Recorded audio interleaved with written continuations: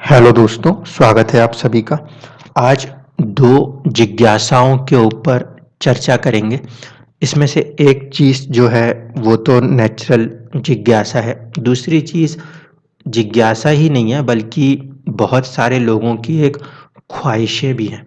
इसीलिए उस पर्टिकुलर मुद्दे को भी क्लियरली समझाने की कोशिश करूँगा। पहली जो चीज़ थी वो ये कि विपरीत राजयोग कुंडली में बने। तो देखिए, विपरीत राजयोग जब बनता है तो उसकी कंडीशन ये होती है, वो जो भी ग्रह विपरीत राजयोग बनाते हैं वो बहुत ही बुरी तरह से पीड़ित होने चाहिए। रियल लाइफ एग्जाम्पल्स में वो कुंडलियाँ जहाँ पर कुछ पर्टिकुलर केसेस बता रहा हूँ, आप अगर वो चार्ट्स देखेंगे तो आपको विपरीत राजयोग समझ में आएगा। मैं ऐसे चार्ट्स को ओपनली शेयर नहीं कर सकता क्योंकि ज़िंदगियों में बहुत कुछ बुरा हुआ होता है उन लोगों के, तब जाके उन्हें कुछ हासिल होता है। पहला केस आप देखोगे तो आप देखना, जहाँ कहीं पर भी किसी बच्चे को या वाइफ हो या बेटी ही हो, अनुकंपा नियुक्ति मिली होगी, अनुकंपा नियुक्ति मिली होगी, उस इंसान के कुंडली के अंदर विपरीत राजयोग होने की संभावना होगी और अप्रॉक्सीमेटली 8th हाउस कहीं ना कहीं काम कर रहा होगा। जहाँ पे किसी की मृत्यु हुई है और उसके बाद आपको एक प्लेसमेंट और पोजीशन मिली होगी।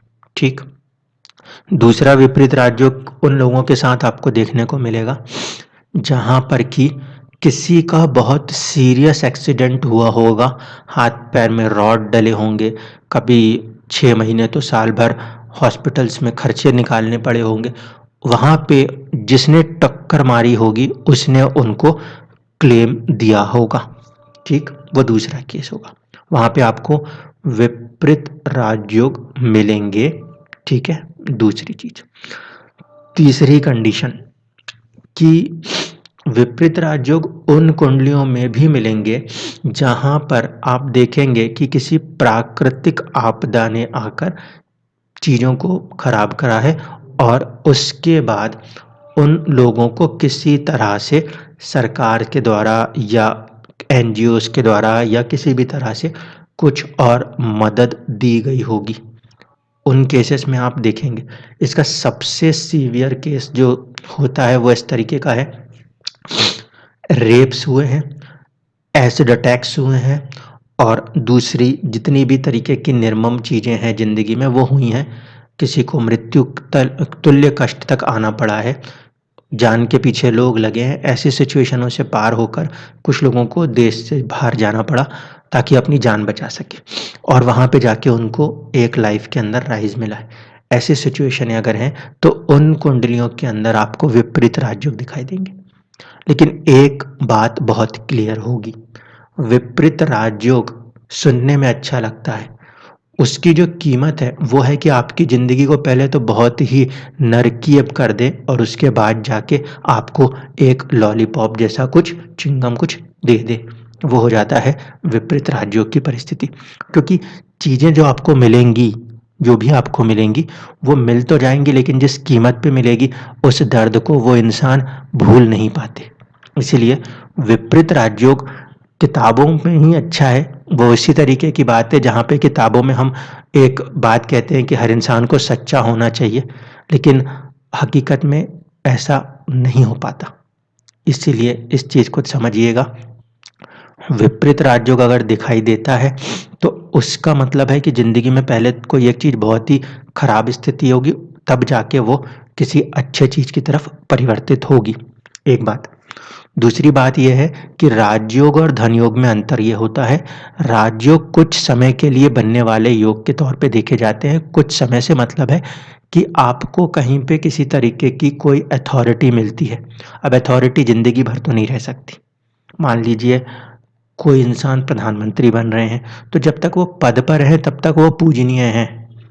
उसके बाद जब वो पद से हट जाते हैं तो दूसरों की नज़रों में इतनी अहमियत नहीं होती। आप अगर आज कहीं पे बहुत बड़े मैनेजर हो, सीईओ हो, सब कुछ हो, आप देखना कि आपके आसपास 50 लोग सिर झुका के खड़े। जिस दिन आप उस पद से हट जाएंगे, फिर उस 50 इंसान में से कोई भी आपको इम्पोर्टेंस नहीं देंगे। तो राजयोग जो है वो आपको एक अथॉरिटी देते हैं और अथॉरिटी आज के डेमोक्रेटिक वर्ल्ड में लाइफ लॉन्ग नहीं मिलती। हाँ, वो किंगडम्स में मिलती थी कि राजा का बेटा राजा है तो मरते दम तक राजा है। डेमोक्रेटिक वर्ल्ड के अंदर राजयोग की बात है तो जब तक आप किसी पद पे बैठे हो तब तक आपकी लोग जी हुजूरी करेंगे। जब आप पद से हट जाओगे आपकी कीमत कुछ नहीं होगी। यह है राजयोग की सच्चाई है।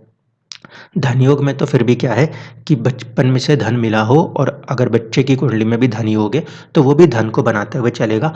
इसलिए वहाँ पे वेल्थ होना एक नेचुरल फैक्टर हो जाता है। उनकी लाइफ के अंदर एक सा फैक्टर दिखाई दे सकता है, जो कि बड़े-बड़े जो इंडस्ट्रियलिस्ट हैं उन्होंने धन कमाया, उनके बच्चों ने भी अगर वही चीज़ कमाई तो इस तरीके से धन के योग में तो कंटिन्यूटी दिखाई देती है। चांदी के चम्मच से पहले दिन से खा रहे थे और मरते दम तक खा रहे। लेकिन राजयोग में ऐसा नहीं होता। मान लीजिए कि इंदिरा गांधी जी की कुंडली में राजयोग रहा, उनको सत्ता मिली। जवाहरलाल नेहरू जी की कुंडली में राजयोग रहा, उनको सत्ता मिली। लेकिन फिर संजय गांधी जी की कुंडली में उस तरीके का राजयोग नहीं आया तो प्रॉब्लम आई। राजीव गांधी जी के में राजयोग आया तो सत्ता मिली। वो जब-जब उस पद पे जाएँगे तब तक ही वो राजयोग की तरह काम करेगा। इसीलिए राजयोग जो है वो सुनने में अच्छे लगते हैं, लेकिन उसमें सिर्फ़ ज़िम्मेदारियाँ जुड़ी होती हैं और आपको उतने समय तक के लिए नेम फेम होता है। धनयोग उसके तुलना में एक लॉन्ग टर्म तक आपको वेल्थ इंश्योर करते हैं, ठीक है? ये 2 चीज़ें होती हैं। अब इसको छोड़ते हैं, अब दूसरा मेन मुद्दा। दूसरा मेन मुद्दा ये होता है कि जब जन्म की बारी आती है, बच्चों के जन्म की बारी आती है तो लोग ये करने की कोशिश करते हैं कि वो टाइम ड्यूरेशन कैच करने की कोशिश करते हैं। आइदर सिज़ेरियन आजकल तो हो चला है, जो भी है नेचुरल से बजाय डॉक्टर्स भी सिज़ेरियन प्रेफ़र कर रहे हैं और सिज़ेरियन के चक्कर में लोग जो हैं ये कोशिश करते हैं कि हम कोई एक टाइम ऑफ बर्थ ले लें, इस दिन की जो परिस्थिति है वो अच्छी है तो उसके हिसाब से हमारी जो संतान है वो बहुत अच्छी हो जाएगी। मेरा मुद्दा आज उस पर्टिकुलर टॉपिक को टच करने का है। बृहत्पराशर होरा शास्त्र में एक पर्टिकुलर लगन की बात की जाती है और उसके कैलकुलेशन की बात की जाती है। हम इसमें कैलकुलेशन में जाने का कोई अर्थ नहीं बनता।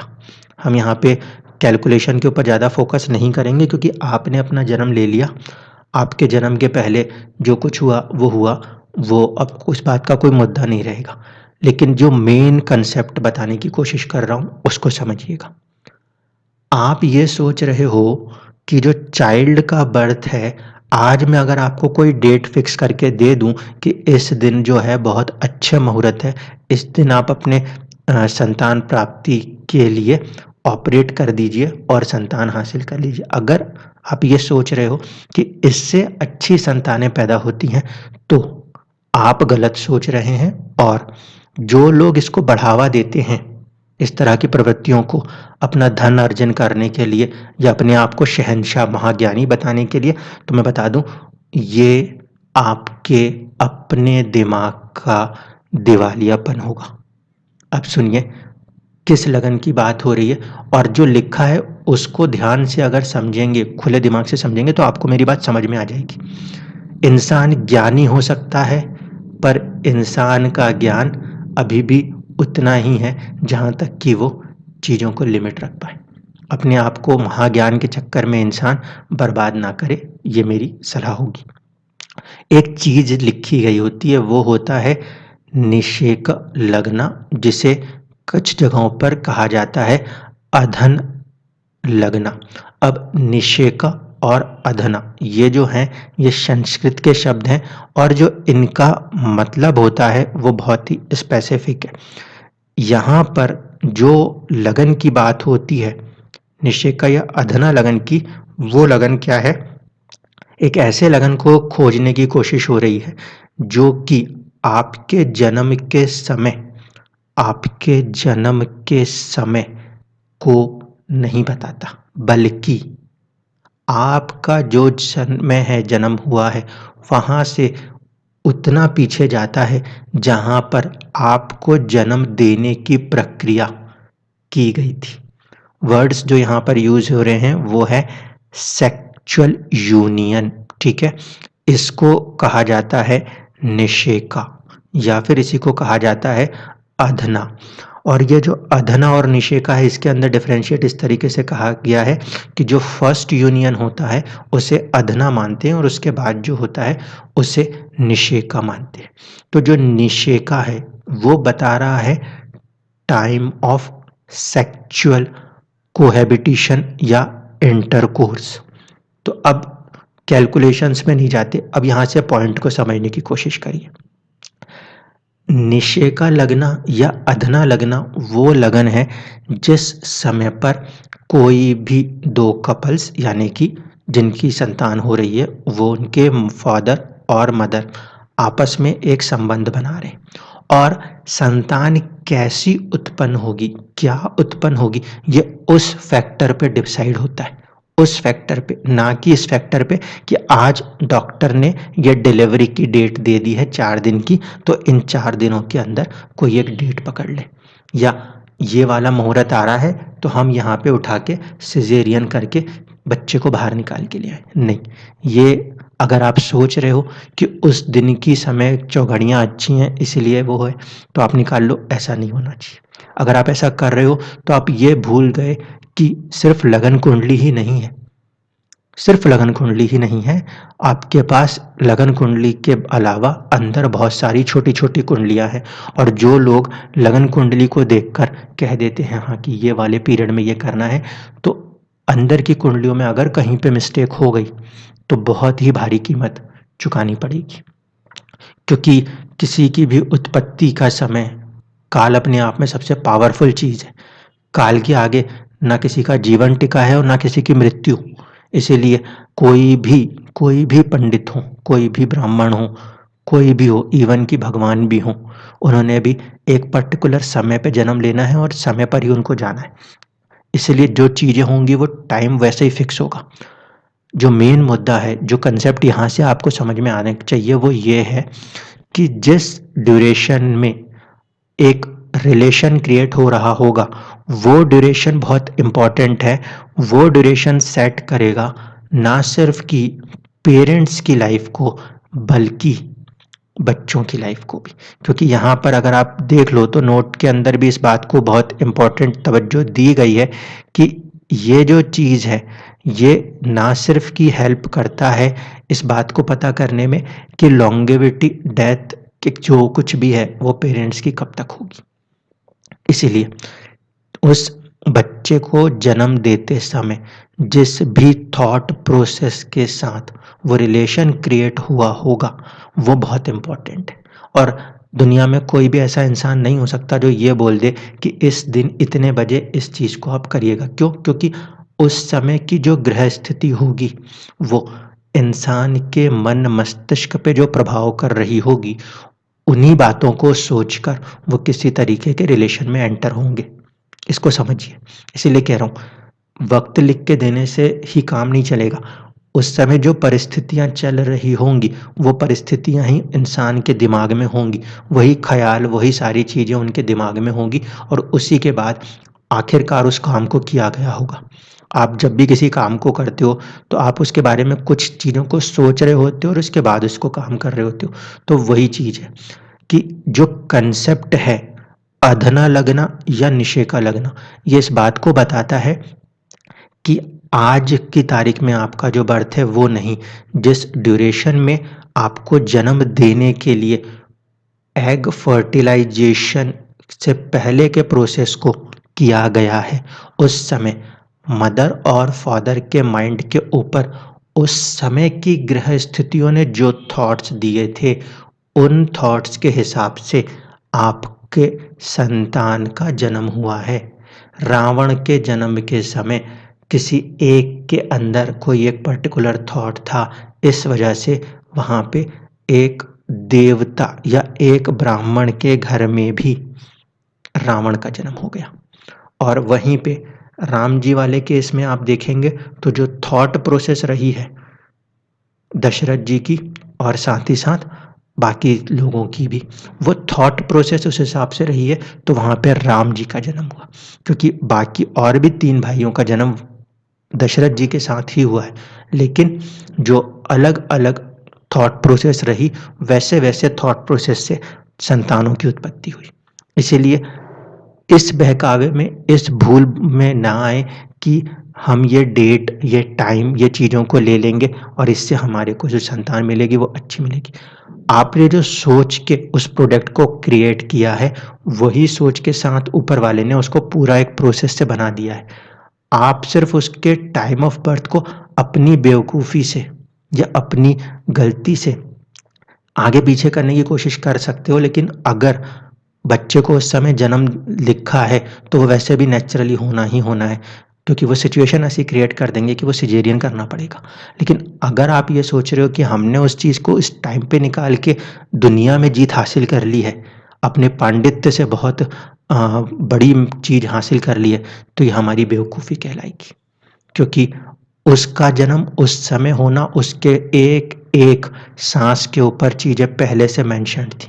आप उस चीज़ को नहीं लिख रहे थे, आपको किसी और तरीके से वहाँ तक गाइड किया जा रहा था। लेकिन मेन चीज़ यही है कि आप जिस ड्यूरेशन के अंदर उस फ़ॉर्मेशन में या उस प्रोसेस में जाते हो, उस समय आपके दिलो-दिमाग के ऊपर जो कुछ चल रहा है, उसका बाय प्रोडक्ट, उसका सारा इफ़ेक्ट इंसान के बॉडी के ज़रिए अपने-अपने संतानों में ट्रांसफ़र हो रहा है। इसीलिए कभी भी इस कोशिश में ना फँसें कि हमें कौन-सा टाइम ड्यूरेशन बर्थ के लिए लेना चाहिए।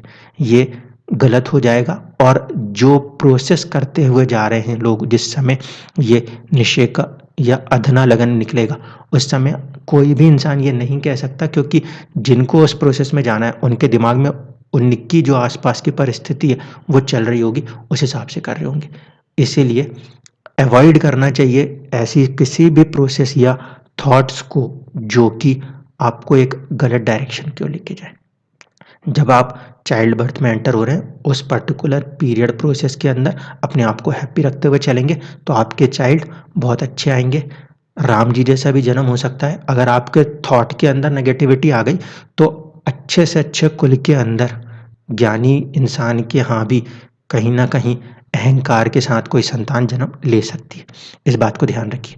अपने ज़िंदगी को जितना पॉज़िटिव रखेंगे, जितना थॉट को पॉज़िटिव रखेंगे, उतना आपके आस-पास का माहौल भी पॉज़िटिव होगा, और जिस समय आप अपने आप को नेगेटिव, अपने आप को ईर्ष्या या अहंकार या लोभ के साथ रखेंगे, उस समय जो भी आप काम करेंगे, उसमें उत्पन्न होने वाली हर एक चीज़ में आपको आगे जाके वही प्रभाव देखने को ज़रूर मिलेंगे।